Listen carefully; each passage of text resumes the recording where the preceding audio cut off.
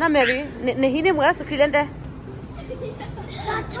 na da ne na mo komodo ne na mo cứ giờ hine về là lôi ta kẹt cho hay mà cay nhiều quá lên Lily cá tiếp nè Mary quá mày rồi quan niệm mua gặp cũng mới đây vậy cái là cái lẽ cho thọ bên đi quê cái con cứ kia cô nó ăn quá nó đã hello anh ta được qua quay ba rồi à cô đó cô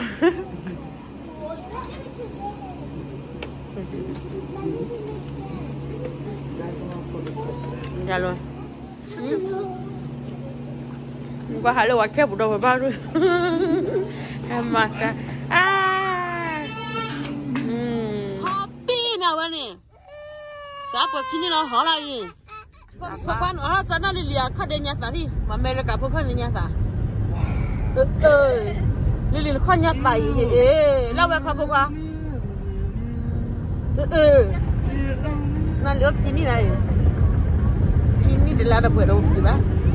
Papan nokam. Boleh. Jatuh macam jatuh le. Jatuh. Mary nama? Kau berapa Mary? Ini jatuh je lah. No, ini malah. Oh jatuh. Ini mah, mana malah. Nada kuali belah.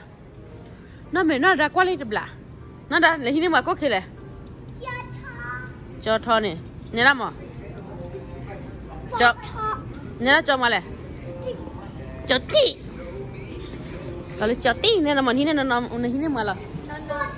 Nah, kiko kira ni. Chico kila tak kuberai.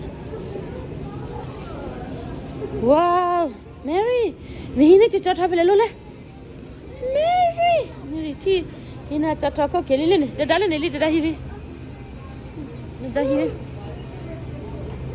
Nana ini, nana ni. Ya cuci ini ni. Ini, kau miman berapa? Ya, wah ini aja orang lo ni, lewat pemuda anak Amerika ni.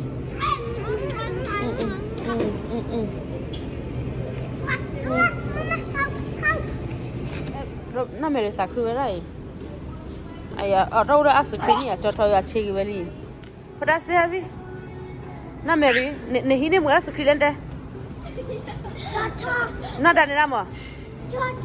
Pemuda ni nama? Kerja ini berai lo. Ta kẹt cho kho cho liền ra thì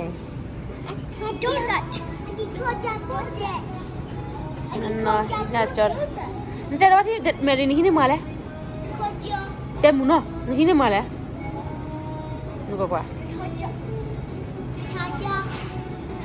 giờ được mẹ chúa thì về là mẹ sẽ kỹ ba nó đang như thế mà đấy